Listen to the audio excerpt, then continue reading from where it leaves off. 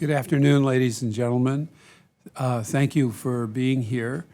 Excuse me, my name is Steve Wiseman. I'm the Vice President for Publications and Communications at the Peterson Institute for International Economics. Thank you all for coming out for a discussion about trade wars and trade policies with China. I will just introduce my colleagues here briefly. To my left is Mary Lovely, who is a professor of economics at the Maxwell School at Syracuse University, who's visiting as a visiting or non-resident senior fellow at the Peterson Institute. And she's a specialist on manufacturing and the relationship to China exports. And has written many articles, and they are contained in the packet that is outside, which we welcome you to take with you after the session if you haven't already picked one up. And next to Mary is Chad Bown, who is a senior fellow at the Peterson Institute. Chad has been a top trade economist at the World Bank and at the Council of Economic Advisors at the White House. He's been a professor of economics at Brandeis University and is also in the thick of the trade conflicts with China. He's also the co-host of a podcast that you can find on our website that is going strong with more than 50 episodes called Trade Talks, which he does with Sumaya Keynes, who's the chief economics editor, U.S. economics editor at The Economist magazine. And further to my left, not ideologically, but just directionally, is Martin Chorzempa. Martin will not make a presentation, but he's here to answer any questions you have on the innovations that China has made in financial technology, which is one of the areas where they're surging ahead of the United States. And he has a paper also, some papers outside on that and on CFIUS, which is a hot issue for China. The Peterson Institute is a nonpartisan policy research institute. We're proud of our name. Peterson, we're not the same as the Peterson Foundation, which you may be familiar with their agenda on budget deficits. So we'll be talking today not about that, but about China. And without further ado, we'll begin with Mary making a short presentation, followed by Chad. And the bulk of today will be taken up with a conversation and questions that you may have about this very important current issue. Mary, take it away. Okay, thanks, Steve, and so great to see you all here on such an important topic. In response to an investigation into Chinese technology practices and intellectual property protection issues, this summer the United States placed 25% tariffs on $50 billion worth of American imports from China. Yesterday, 10% tariffs were levied on another $200 billion of American imports from China, with the rate set to rise to 25% tariffs in the new year. In response to Chinese retaliation for these tariffs, which now cover more than 2/3 of U.S. exports to China, President Trump has promised to tax the remaining $260 billion in imports from China. By early 2019, we are likely to see all trade between the U.S. and China subject to punitive taxation. These barriers have occurred amid a general ratcheting up of American trade barriers. With the latest round of tariffs on China, President Trump has imposed new trade restrictions on 12% of U.S. imports during 2018 alone. The combined trading partner retaliation stemming from Trump's 2018 tariff collection will cover over $125 billion, or 8% of U.S. exports. And Chad Bown has done a lot of work documenting this and keeping a timeline, which people often use to keep track of all the tit-for-tat tariffs that are being levied. I want to make basically 3 points. These tariffs, A, make manufacturers operating in the United States and employing U.S. workers less competitive and less able to compete abroad. B, disproportionately harm U.S. exporters, especially farmers and ranchers, and C, punish American consumers, especially those with low incomes. The new tariffs inflict damage on the United States while failing as a means to create manufacturing jobs in the United States or to challenge Chinese IP practices. First, tariffs on China make U.S.-based manufacturing less competitive. The tariffs levied so far largely cover the costs of inputs, raise the cost of inputs for American manufacturers.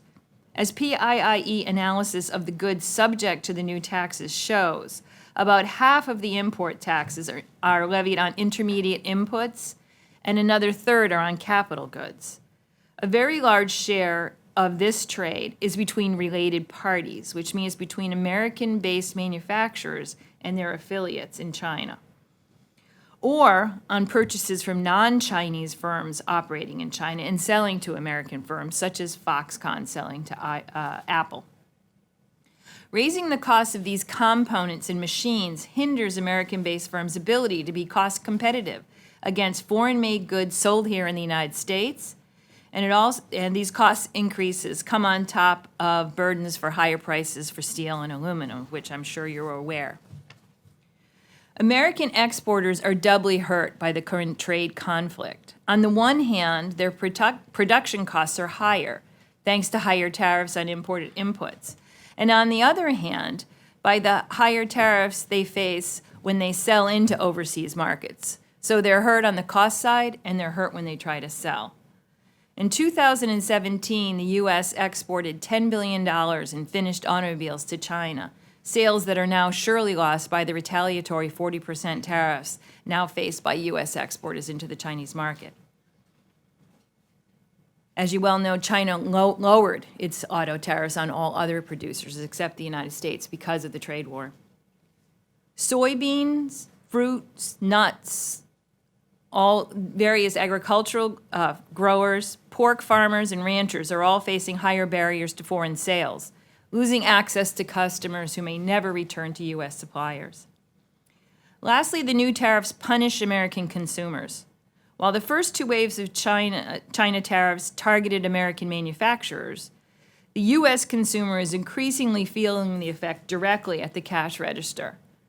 The last wave of tariffs, if it comes, will include all remaining consumer goods imported from China, including children's clothing, toys, mobile phones, and household items, some of which are already subject to the second wave of tariffs. Retailers will be forced to raise prices, and they will let customers know why they are seeing these price hikes. Ongoing work at PIIE tells us that few manufacturing jobs will come back to the U.S. as a result of these tariffs. First, the goods we import from China have far lower value than goods that can be successfully sold in the U.S. while paying American wages. Secondly, many low-income countries are able to produce these goods, and it is there that producers are most likely to move or to source. In conclusion, these tariffs erode American competitiveness, they harm American consumers, and they're ineffective as a means to promoting American manufacturing. I'm going to turn it over now to my colleague Chad, who will discuss better ways to promote changes in Chinese practices. Thanks, Mary. Thanks, everybody, for the opportunity to be here. It's nice to chat with you. So what I thought I would do would maybe be to explain two things. The first is, how did we get here? In terms of what ultimately led the U.S. administration to be acting in the way that they have, and then maybe how ultimately we're going to get out of this.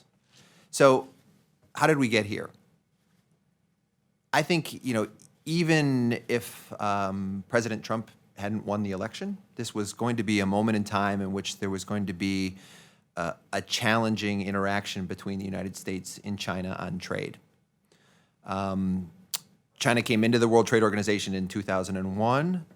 It undertook a tremendous number of reforms. It became much more open. It cut its own tariffs. It became much more market-oriented. And yet, it hasn't completely transformed into a market-oriented economy that we're familiar with in the United States, or even in Europe, or Japan, or South Korea, or all the other market-oriented economies of the world. And there's challenges with that. The role of the Chinese state in economic activity, whether it's through state-owned enterprises, where they have a lot of really big companies with close ties to either the central government or the Communist Party. Their policies on foreign investment and potentially discriminating against not only American-based companies, but also, European or Japanese-based companies. The forced transfer of technology, all of these were critical issues that were going to have to be dealt with. Earlier administrations chose a different approach. The approach of essentially the last two administrations was to kind of recognize that this was going to be a challenge, a problem. And the way to deal with it was to draft new kinds of trade agreements that would have new rules that China wouldn't be a part of. And so here I'm thinking about the Trans-Pacific Partnership Agreement that had specific rules in there on state-owned enterprises, concerns about labor and environment and competition, all of these things that the United States is concerned about China's behavior in. That agreement had rules to address all those issues. China wasn't going to be a part of it by design, but ultimately, at some point down the line, it would want to get in because there would be goodies, there would be benefits to actually being involved in this agreement. And being excluded from it meant that they would be discriminated against in the United States market, in the Japanese market, and in other countries around the world. So that was the approach of earlier administrations. Obviously, President Trump has chosen to go in a different way through applying tariffs, not offering up carrots for how China could actually be on better terms, how it could reform to be a better player within the rules-based system, but instead to just impose, as Mary indicated, hundreds of billions of dollars worth of tariffs. So that leaves us to where we are today, and the question is, now that we're here, if we do continue to see the complete ratcheting up of tariffs that cover all U.S.-China trade, which we could potentially see next year, and I think a lot of us are anticipating that's the direction in which things are going, how do we get out of this? Is this a goal in and of itself, or is there some longer-term purpose here?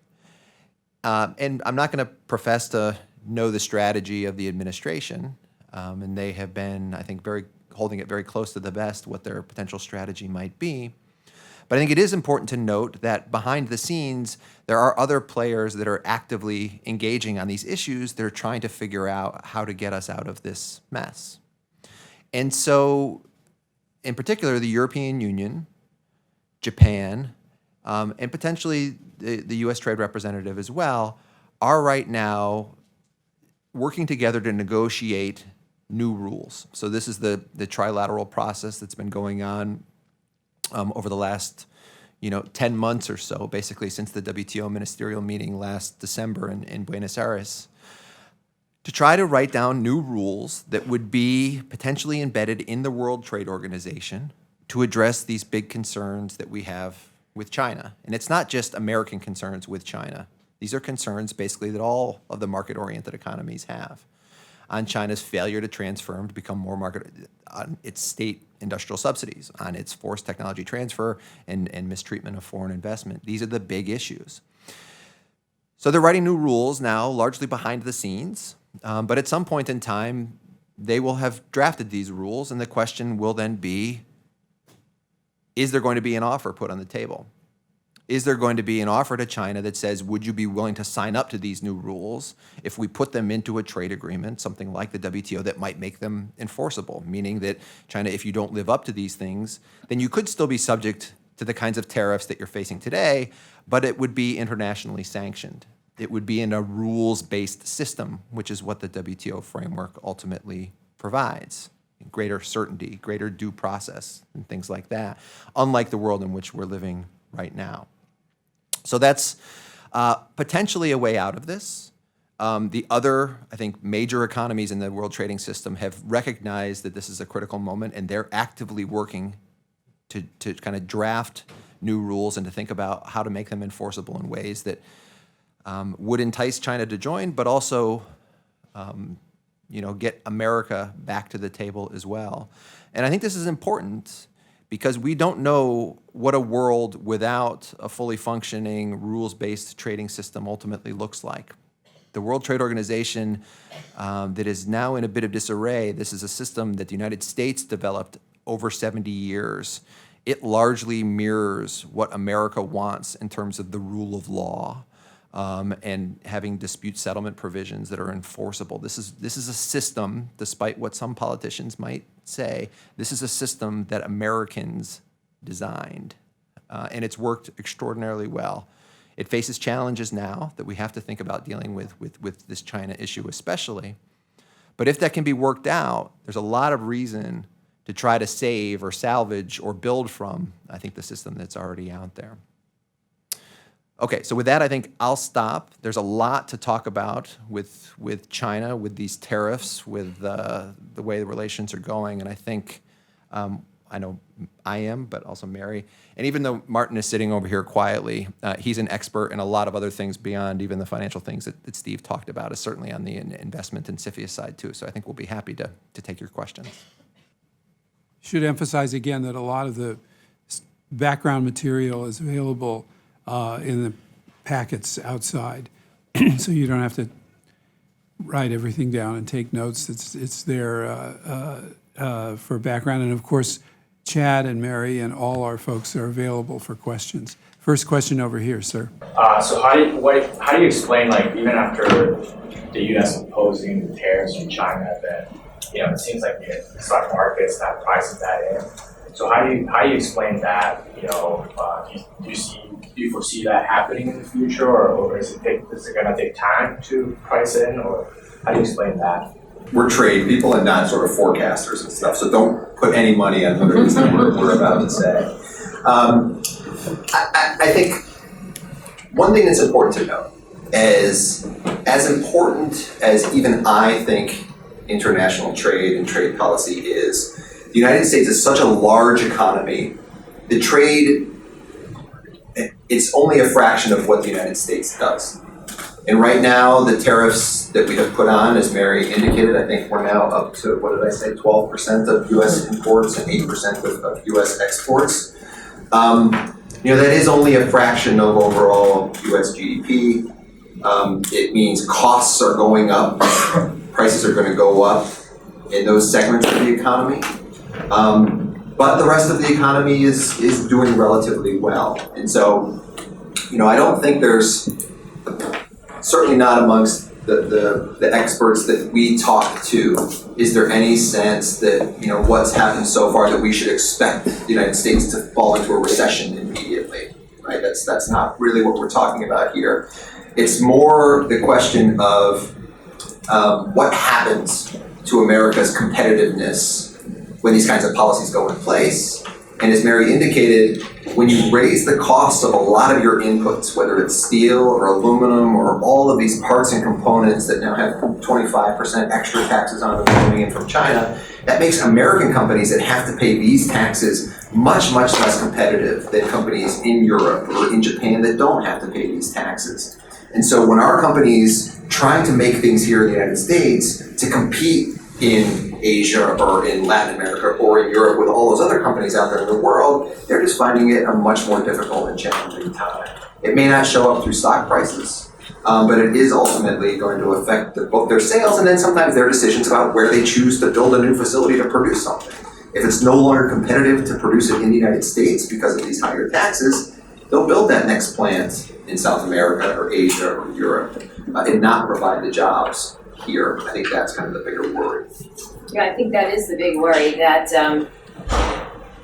what was necessarily good for the American corporations might not always be good for American workers. So, for example, with Harley Davidson, we saying they were going to produce in Europe as opposed to here, and so the company may be okay. We already hear from a lot of firms that are adjusting their supply chains.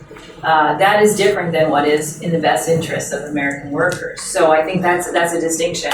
If you look at forecasts from the IMF or from Wall Street firms, you see that among large risks on the horizon, trade conflict, trade tensions is number one right now. So this is the big unknown for people. How far will this go? And the dynamic effects are surely going to be bigger than the short-run effects, particularly because of this idea of a fortress America. We know countries in the CPTPP, which is the follow-up, or TPP 11, they're going to lower their tariff barriers against each other. The companies from Canada, from Mexico, We'll have access to markets where we will face discriminatory tariffs, discriminatory by our choice of not joining. So I think that we're increasingly going to see American businesses perhaps building outside of the United States for export into these markets. So the president really won on this issue, trade, also on immigration. And there's a lot of feeling, especially in the heartland, that trade, especially for steel mills, and I know that the USTR used to represent U.S. Steel. They think it was the only way to really kind of get the heartland kind of back on its feet. What do you say about the politics of this? I know that you are not a politician per se, but the politics have been pretty effective for the president. What do you say about that and trying to have these kind of textured, trade arguments and how they play in the middle? Well, I would argue as to whether the president won on this one. The president is using, president executive power under the China tariffs under Section 301, which gives him almost unilateral ability to undertake this. So I'm not sure who he has convinced. It's certainly true that there are some plants, some workers who are benefiting, as you mentioned, steel, miners on the Iron Range up in Minnesota, for example. Outside of that, we see a lot of losers. I just came back from the George W. Bush Center in Dallas, and there are a lot of farmers and ranchers in Texas who are very concerned about being closed out of markets. They're also deeply concerned about what's happening with NAFTA. They do a ton of business with Mexico. So I don't think we're seeing winning everywhere, and I don't think we're seeing support everywhere. I think we're seeing lots more places that are going to be hurt by this than are going to gain. I think that's right. I think it is a bit of a puzzle, though. Despite the fact that you're starting to see some of the costs of these policies actually show up in terms of, if you're talking about the Midwest or Iowa and soybean farmers, they're hurting, and yet we don't see a major revolt and turning necessarily on the president. I don't know. You ask them why that is, and they think on one hand that he's going to get a deal, and they're just holding out hope that they see him as sort of a deal maker and a businessman. But I'm not sure that, at least with respect to the China issues, that there is going to be a deal that's coming. It looks like it's just a lot of tariffs. But the politics of this are very strange. I'll grant that. It's a challenging one to figure out. Also, don't forget the second wave, the big wave, just hit this week, so it hasn't had enough time really to trickle through. I was going to say that for those of us who remember a long, long time ago in the 2016 election, there was a lot of talk that a president can't do these things unilaterally because Congress ratified these trade agreements. So how can the president just unilaterally abrogate them? And it turns out that there's a lot he can do unilaterally. I suppose that a lot of you know more about what the role of Congress is going to be than we do. But I want maybe Chad and Mary can address how Trump really circumvents Congress by invoking statutes that do exist, but stretching their application beyond what anyone has ever done before. That might be of interest to some of you here. Yeah, I think that's important. I mean, historically, the tariffs that President Trump has imposed on steel and aluminum, in and of themselves, let alone the Section 301 tariffs on China, we have never seen anything like this, right? The Section 232 has been around since 1962, Section 301 since 1974. These laws have never been used on this scale before. And and arguably, weren't designed to do this kind of thing. Are imports of steel a threat to national security? I mean, you can understand the argument that the industry is injured and suffering and may require some assistance, but is it national security that is the legitimate argument there? It's not, well, it is clear to me that this is not what Congress intended these laws to be used for, but they're written in a way that's sufficiently vague that the president has been able to use them for basically whatever purpose he's wanted. And that's not even talking yet about the really big case that's down the pike, which is automobiles, right? It's $350 billion worth of U.S. imports. Apparently cars can be a threat to American national security, right? So President Trump is obviously exercising authority under these laws in ways that we haven't seen before, but probably not what Congress had originally intended. Can I ask a little bit about financial technology, Martin? Yes. Because I'm fascinated by the future. I think one of the reasons why some people want to have this trade war with China right now is because they're worried about the future. We had a guy on our podcast last week talking about robotics. If we don't get ahead of that, that's a real problem. But fintech seems to me to be a real issue for future global stability. Yeah, China seems to have taken the lead in this, partially because their financial system was heavily underdeveloped before. If you would have asked somebody in the early 2000s if any Chinese firm would be leading in the world in finance or technology, they probably would have laughed you out of the room because everything was so far behind. But they've taken that to leapfrog and now do everything on mobile phones where we still use plastic cards, which you shouldn't really need anymore. You should be able to just use your phone. But the U.S. is concerned that these Chinese firms are going to expand abroad and take over market share, and also that it's unfair because American payments firms, for example, like Visa and Amex, have been blocked from entering the Chinese market. And meanwhile, their firms are out expanding, being used for payments in Europe and the United States. So that's one issue. And the other is national security side, that these firms use a lot of data, and they also have a close relationship with the government. So recently, the Committee on Foreign Investment in the United States blocked a deal where China's most powerful financial technology player, Ant Financial, affiliated with Alibaba, wanted to buy MoneyGram. And it seems to be the rationale for blocking that was that this Chinese firm would get access to a lot of data on American individuals, and that would be potentially privacy concerning, including for members of the military that use MoneyGram to send money to friends and family. So a lot of concerns in this area. So to go back to, I think, Mary, you were talking about the cost of inputs that we're seeing rising for U.S. businesses, corporations.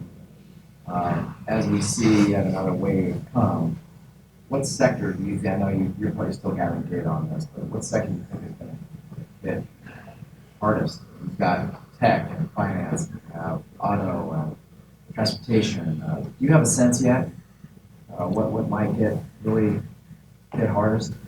Well, the sectors that are already getting hammered are electronics, machinery, autos are starting to get covered, chemicals. We're already seeing chemical manufacturers saying that they're having trouble with the price of inputs. So I think they were hit. The so-called intellectual property. The first round actually was targeted toward what the United States considers intellectual property and intensive industries that do a lot of patenting. The second and obviously the third round are just like everything. So those industries have been hit.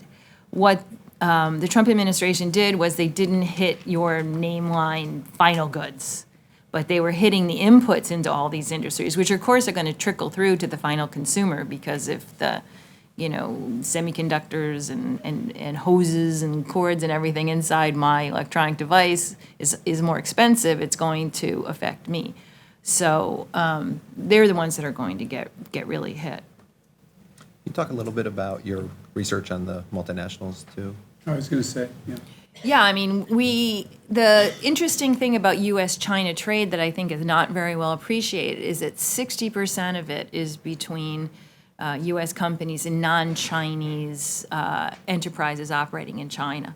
And these are firms from Taiwan, Korea, Japan, Macau, Hong Kong as well, although we can separate that out in the data. So these firms are part of, it's global supply chain trade. They're producing, like I said, hoses, all kinds of motors, LED lights, things that go into products that our companies or our plants then further process and finish for delivery to the American market. That's primarily what we're hitting. So what you're seeing here is really kind of a war on global supply chains. Now, while that may appeal to a lot of people because they say, well, we shouldn't have those, everything should be produced in the United States, it's simply not going to happen. The last 30 years have seen a transformation in manufacturing. And without access to global supply chains, American companies simply cannot compete. So we will have either them being unable to compete in the United States. So we have elevator manufacturers who are paying extra on the inputs that they import to create elevators. They're facing elevators that are coming from Europe that are not facing tariffs. So then the only way that we're going to be able to support our own manufacturers is in putting tariffs on everybody. So you see how this heads toward so-called Fortress America. And when we do that, then our producers will be closed out of the European market in retaliation. So it quickly becomes a situation where American corporations already are beginning to be hurt. They will be hurt even more. I think they're waiting now. There is, I think, a general sense that there was a deal that was going to be made. The longer this goes on and the more consumers or their customers find alternative suppliers, I think the deeper the reality of what is actually happening will sink into the American business community. I think just in case people have a hard time grasping their head around this, I think it's critical.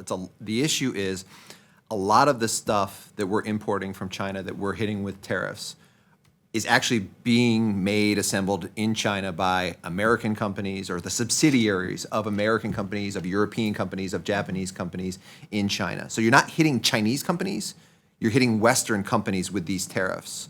And those companies have bought a lot of American inputs, stuff that we sold to China originally for then additional assembly to come back to the United States. So we're kind of getting hit twice because now we're not going to export as much of that stuff, the design and the ideas of those products in the first place to China to have it actually come back to us. And this is just the nature of how supply chains work. But it's how, kind of the world is going to unravel, unfortunately. Let me address a question that's been implicit in the comments of all three of you that I think is on the minds of Congress, unless I'm misreading it. And certainly, there's this sense that China is embarked on a crusade to achieve advances in technology with their Made in China program. And that part of that program has involved forcing American companies to hand over their technology. You hear that from President Trump in the White House and his trade team constantly, that's their main concern with China. So we've raised these tariffs in order to get them to change that policy, and you evidently think that that's counterproductive approach. What's the right approach? Some of this you address, Chad, in the new WTO rules that are emerging, but what are the chances of getting China to back off on this, nationalistic economic crusade of its own, other than through confrontation on trade? What are the chances of doing that? All three of you could answer that. So I can start, and I'll steal the easy ones and then leave the hard ones for you guys to have to come up with. Martin's good, the hardest. So I would say, first of all, the narrative about China and an economic crusade, I don't think we want to overplay it too much, right? The Made in China 2025, there is a bit of a debate about whether or not this is some grand master plan for China to rule the world, or if this is just sort of an aspirational strategy for what they're trying to achieve. And so it's not quite a perfect analogy, but I was in the White House during the time of the National Export Initiative, I think it was called, where the goal was to double exports within 5 years. Okay, we didn't actually have a plan to double exports in 5 years. It's not as though we went and told all the companies in the United States, this is your export target, you need to meet it or you're going to be, it's not, it was just an aspirational goal, right? There's some sense in which some of that may be the case in China. Now, I'll grant you, China has access to other policies and ways of incentivizing behavior that we don't in the United States, which makes the context a little bit different.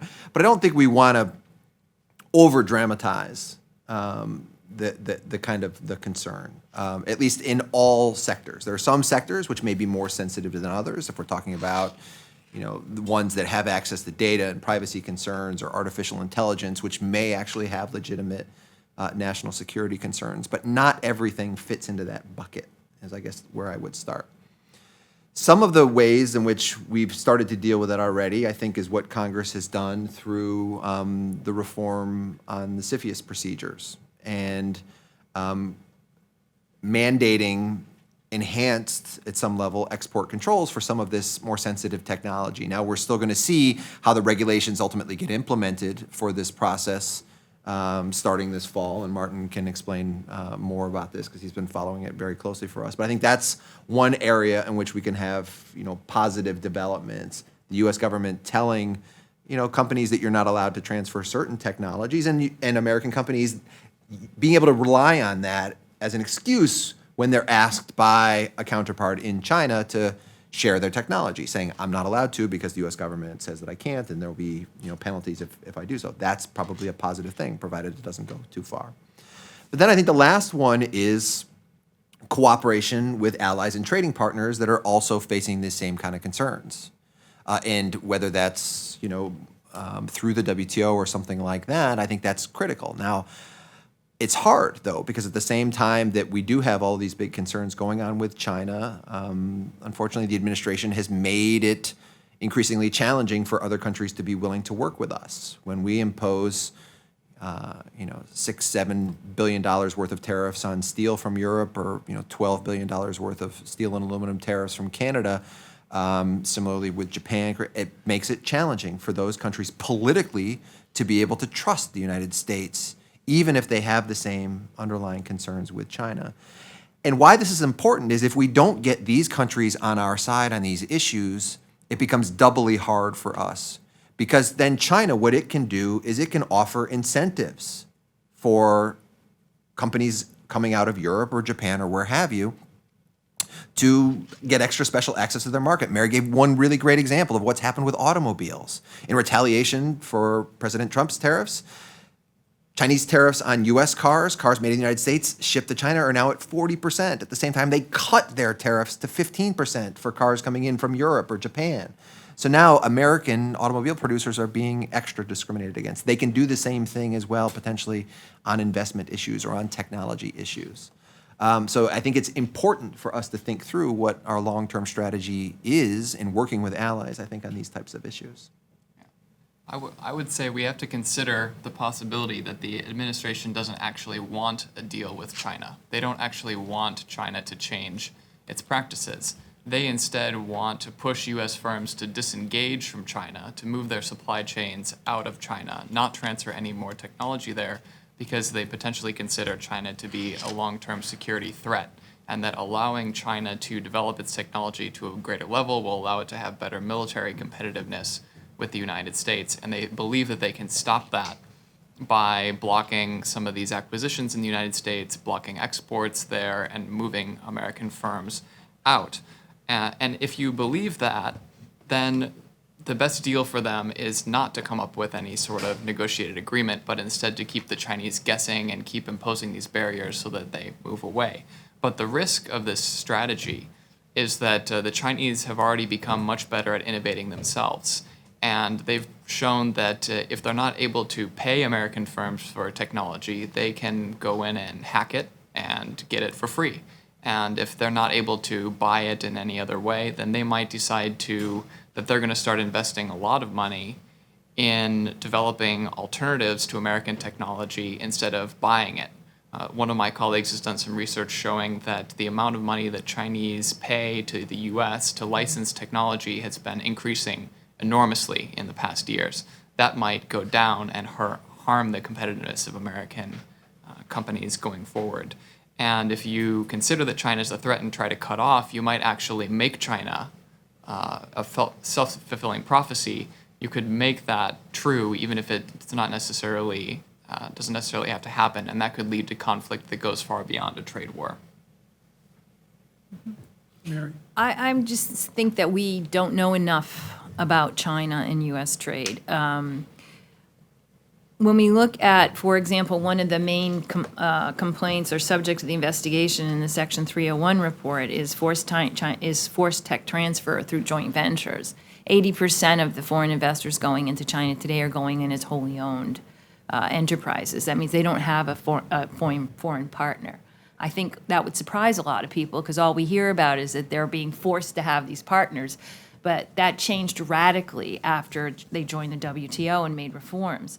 We've done deep dive into so-called high-tech exports from China. That will include almost anything in your computer, so we don't want to, think that this is, advanced robotics, although there's some of that in there. Most of the exporting is being done by foreign enterprises, and most of that is being done by wholly owned foreign subsidiaries of Japanese firms, American firms, German firms. So they're still very, very dependent in terms of their exporting on the presence of foreign firms. And those exports include a great deal of imported content as well. So it is also a source of our exports to them. So I think we just don't really know exactly which industries are doing it. There is a lot of carrots as opposed to sticks being used. So if you go to China, you will see fresh science and technology parks. You can go to places where they say, we modeled this on Palo Alto because we know you want the highest skilled talent here, access to university graduates from Tsinghua or other engineering schools. These are the kinds of sweeteners that are being offered. Those are not illegal. There's nothing that they've done wrong. I think the question is we need to really think about where are the practices that we object to? Have they promised not to do it? If they haven't promised not to do it and we still object to it, then how do we deal with this? So we're still way behind, I think, in knowing exactly what the issues are, unfortunately. I wonder if I could throw it out to this group, very well-informed group here, to ask whether China is in a class by itself in terms of trade. It seems to be the bipartisan consensus that China is some kind of a threat that needs to be confronted, whereas on issues with Europe and Mexico, there's more division on both sides of the aisle. But I wondered if someone wants to ask a question here that relates to your area of expertise on whether or not you think that these policies on China are of real mounting concern in a Congress that obviously is facing an election and is preoccupied with other issues going on in Washington. But these are your issues, so I wonder if you have any thoughts that you could pose in the form of a question, some of you. What can you say about, once you impose tariffs, the tariffs can be sticky sometimes, and, that they can, they're going to be industries that are going to be used to the tariffs that are imposed, and how can that change the dynamic of, the economy here in the U.S.? And also, to the point of CFIUS, there are some VCs, venture capitalists in Silicon Valley and elsewhere that point to Chinese investment, how much they need Chinese investment to develop new technologies. So I'm not sure if you can touch on that. So, you're absolutely right. Once the tariffs are imposed and companies get used to that, we see companies either stay in business or enter the business because of the higher price. So it makes it more difficult to remove the tariff. It goes back to the old chicken tax story and why we have such high tariffs on imported trucks. Goes back to a fight with the European Union in the 1960s. And of course, behind that tariff wall, the industry has built a very successful sub-business. But it also means that we really don't export any trucks anywhere else in the world. We build them just for North America. So that's that fortress North America.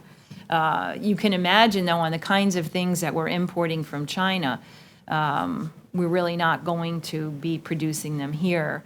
If we look at things that we do produce in common, like semiconductors, you look at Chinese semiconductors versus those from the United States or Korea or Japan. We have done a deep dive on some of these products and put an analysis on our website. You see that they're what I call cheap chips. They're cheap chips. These are commodity chips. These are not the kind of chips that the U.S. And Japan export.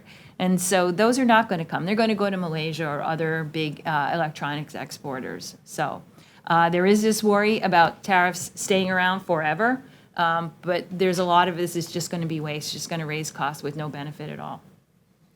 On the VC and technology investment side, I think Congress actually did a really excellent job of trying to thread the needle on this one and being balanced so that they don't put too many restrictions that would stop all Chinese investment, for example. It's only going to be in the most sensitive sectors, hopefully. And it's also only when the investment allows them to get access to the underlying technology, material, non-public information, or how that technology will be used on board seats. And a lot of this investment is in passive form in terms of just investment in a fund. So the firms will still be able to get access to Chinese technology. But there is a worry that if we impose these kind of restrictions, then American VCs also won't be able to invest in Chinese internet companies. And a lot of people don't know that many of China's most successful internet companies got a lot of American VC money up front. And those Americans made a lot of money on those deals and getting locked out of China's internet market, which is growing at just an enormous pace, would be a big loss for American investors. Can you talk about whether China is actually being hurt by the tariffs? The question was, is China being hurt by the tariffs? The highest estimate I've seen is about 1.5 percentage points of GDP growth reduction if all of them are imposed. If not only the initial 50, but then the next 200 and then the threatened 267 are imposed, that would hit 1.5. But they're going to be able to adjust to other markets as well. So I think that people in the administration generally overestimate the U.S.'s leverage on China on these issues and think that China's economy is much weaker than it actually is and that therefore it will cave. I don't think it's looking like it will cave anytime soon, and they think that they can buckle down and survive the trade war. I was going to add that one of our leading experts on the Chinese economy, Nicholas Lardy, has produced in the last couple of weeks 3 blogs challenging the conventional wisdom from a lot in Washington that Martin just addressed, which is that the Chinese economy is tanking somehow. This has been a prediction over the last several years, especially when the stock market was fluctuating a couple years ago. And our scholar, Nick Lardy, has said that a lot of that, those predictions and that analysis is based on flawed data. So that his pieces are also on our website. I didn't mean to interrupt, but Mary or Chad, why don't you answer that as well? I will just add one quick statistic, which might be handy dandy to have, is, we look at what we buy from China, we think of it as enormous. But again, China is an extremely large economy, as is our own, and we talked about how trade's just a small part of the overall picture for U.S. economic health. We've calculated, it's very easy to do, but if you take trade, the U.S. China's exports to the United States, and divide it by the total output of their manufacturing sector, it's only 3%. We're 3% of the gross of their manufacturing output. So you would lose 3% basically of your sales. And all of that is not Chinese input, because like in your iPhone, that's an export from China, but it's got the screen from Korea and the chip from Japan. So Basically, I think it's easy for us to overemphasize how important we are and how big a punch we can produce for them. But the reality is that's really not what we're talking about. We're talking about really competitiveness, growth, and having access to growing markets in the future for American-based firms. Only thing I would add is, while we're pretty great, we're only 300 million people, 325 million people, and the world is, 7.5 billion people.